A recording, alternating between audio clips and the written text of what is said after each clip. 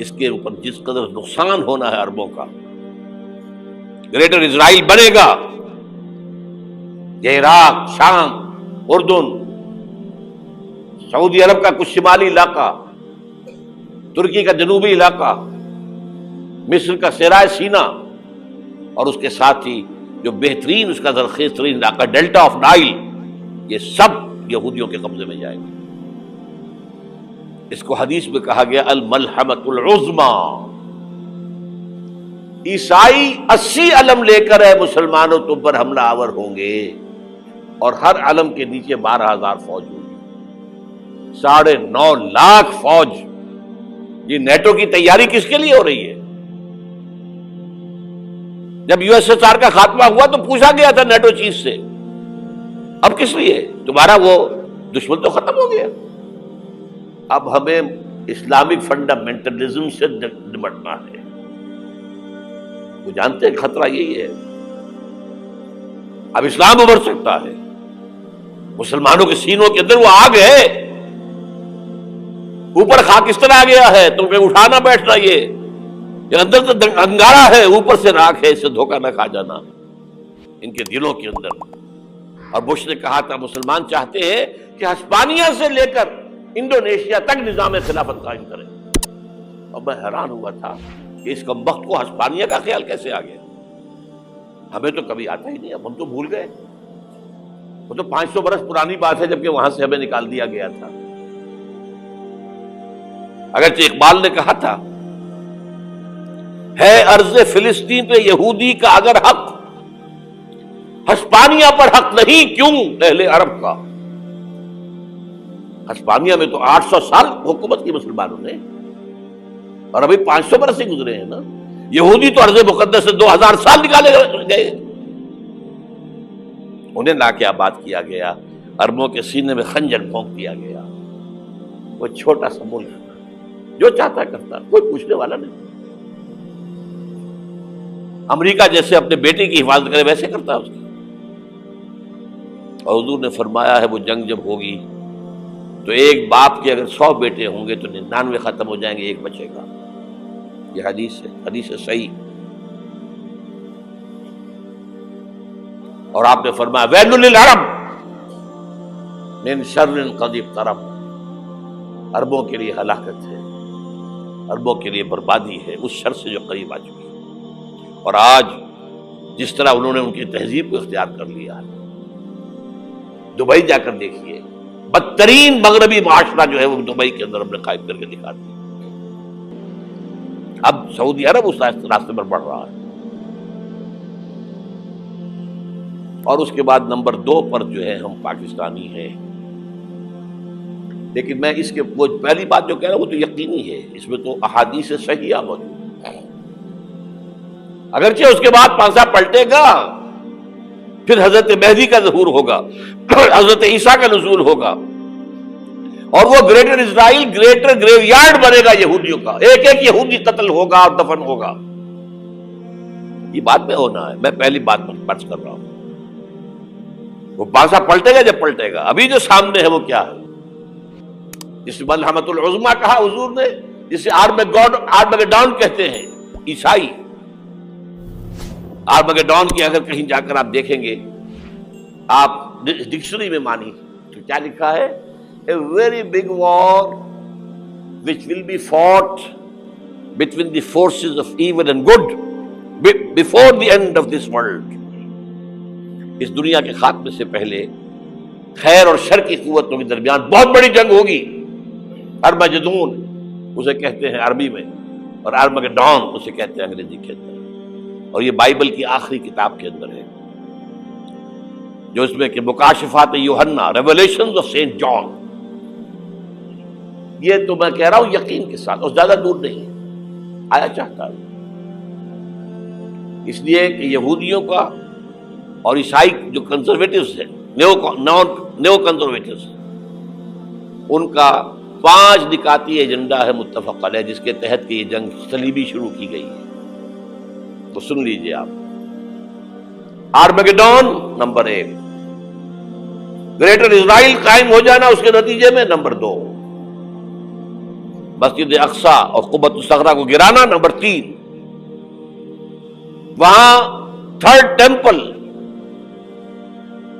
وہ مسجد جو حضرت سلیمان نے بنائی تھی 1000 قبل مسیح میں، پھر برباد کی تھی نبوکدنضر نے، دوبارہ بنائی گئی، پھر دوبارہ ختم ہوئی 70 عیسوی تک گری پڑی ہے. ان کا خانہ کعبہ گرا ہوا ہے 70 عیسوی سے لے کر آج تک. ایک دیوار ہے ویلنگ وال، جہاں جاتے ہیں، روتے ہیں، پیٹتے ہیں، ماتم کرتے ہیں. وہاں وہ بنے گا تھرڈ ٹیمپل.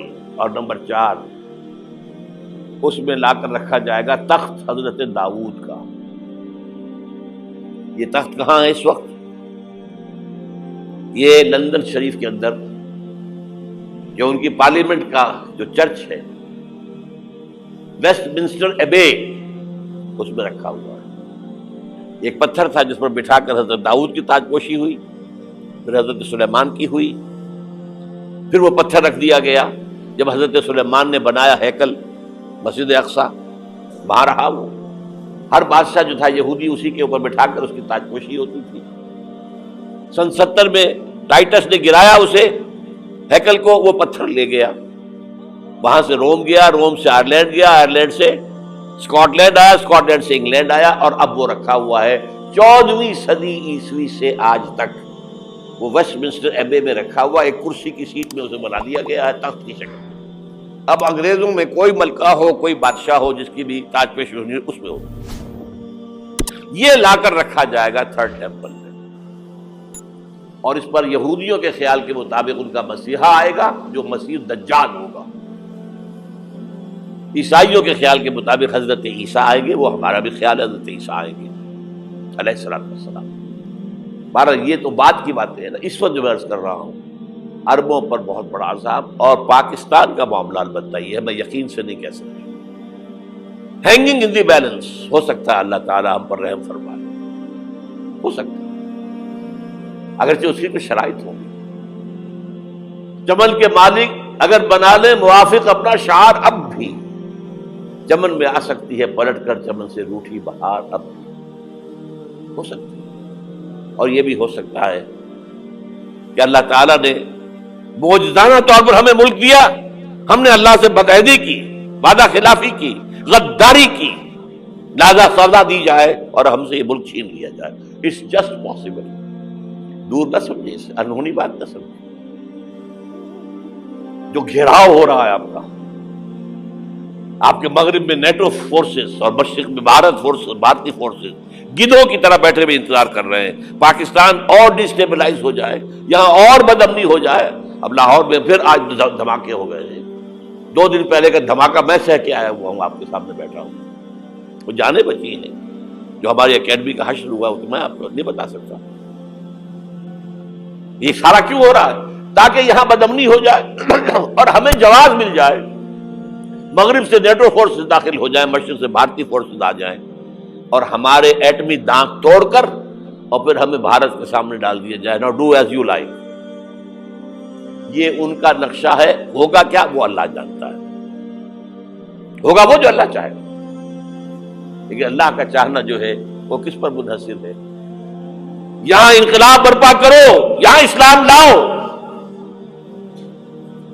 اگر دھندوں میں لگے رہو گے تو وہ خود بخود نہیں آ جائے گا انقلاب. صحابہ نے جانیں دی تھی، کتنی تکلیفیں اٹھائی تھی. 12 برس تک مکی دور کے اندر با نشہ درویشی در ساز و دمادم زن، جو پختہ شبی خدرا بر سلطنت جم سن. یوم طائف یاد ہے جو حضرت عائشہ فرماتی ہے کہ میں نے پوچھا تھا حضور سے کہ یوم احد سے زیادہ سختی بھی آپ پر کبھی آئی؟ یوم احد پر کیا ہوا تھا؟ تلوار کا وار پڑا تھا آپ کے چہرہ مبارک. یہ جو رخسار کی ہڈی ہے اس کے اندر وار گیا ہے. اوپر خود کی 2 کڑیاں تھیں، وہ اس میں گھس گئیں. 2 دندان مبارک شہید ہوئے. وہ خود کی کڑیاں ایک صحابی نے اپنے دانتوں سے پکڑ کر کھینچنے کی کوشش کی، دانت نکل گئے، وہ نہیں نکلی. کیا جتن کر کے نکالی گئی ہوگی تو خون کا فوارہ آیا. اتنا خون گیا ہے کہ آپ بے ہوش ہو گئے، گر گئے، اور مشہور یہ ہو گیا کہ آپ کا تو انتقال ہو گیا، شہادت ہو گئی. یہ سیرت کبھی پڑھی ہے؟ حضرت عائشہ کے ہوش کا تو یہی دور تھا نا. یوم طائف میں جو آپ کی کیا تھی، بچی تھی، انہیں کیا پتا کیا ہو رہا ہے حضور کے ساتھ. 3 دن تک حضور مکے کی گلیاں اور وہاں کے اوباش لوگ پتھراؤ کر گئے تھے اس امید میں کہ شاید وہاں کا کوئی سردار ایمان لے آئے. تو یہاں تو ابو طالب بھی فوت ہو گئے، یہی دنیاوی سہارا تھا، خاندانی سہارا تھا ابو طالب کے ذریعے.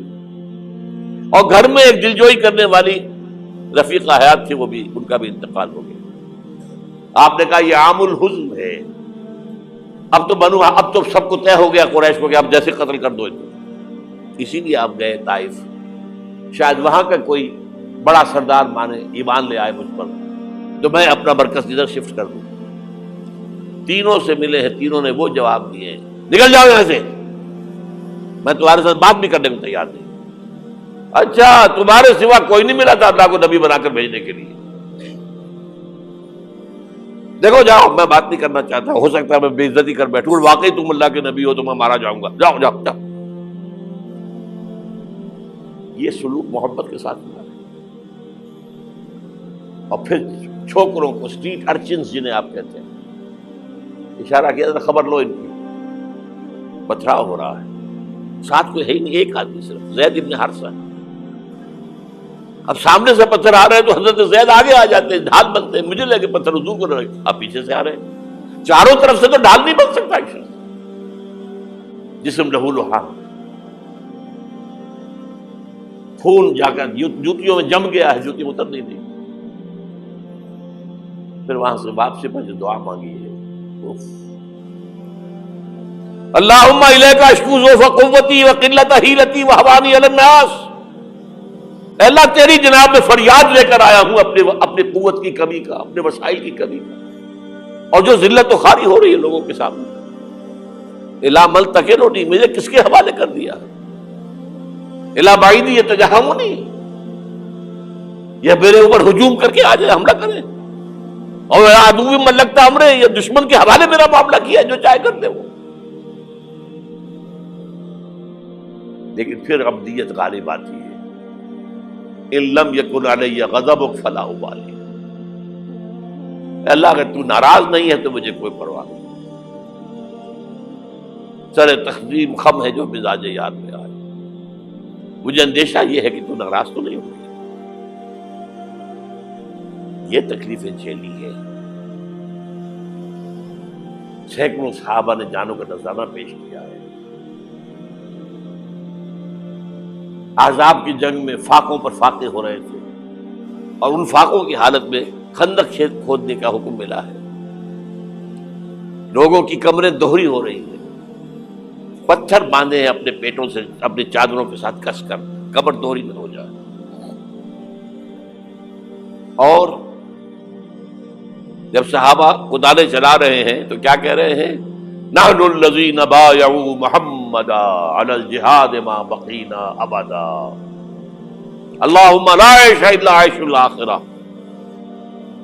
صحابہ کہتے تھے ہم وہ لوگ ہیں جنہوں نے محمد سے بیعت کی ہے کہ جہاد کرتے رہیں گے جب تک جان میں جان نکل جائے تو بات اور، جان ہے، چاہے ابھی بھوک سے کمر دوڑی ہوئی جا رہی، جان تو ہے. اور ایک دفعہ کہتے تھے اللہم لا عیش الا عیش الاخرہ، اللہ عیش، زندگی تو آخرت کی زندگی ہے. اور حضور فرماتے تھے، حضور کے بیٹھے ہوئے نہیں تھے گاؤں تکیہ لگا کر، پتھر اٹھا اٹھا کر خندق میں سے لے جا کر باہر پھینک رہے تھے. جب صحابہ کہتے ہیں اللہم لا عیش الا عیش الاخرہ، حضور فرما رہے ہیں فاغفر للانصار والمہاجرہ، اے اللہ ان انصار اور مہاجرین کی مغفرت فرما دے. پھر حضور کی خدمت میں کچھ لوگ آئے، حضور اب یہ فاقہ ناقابل برداشت ہو گیا.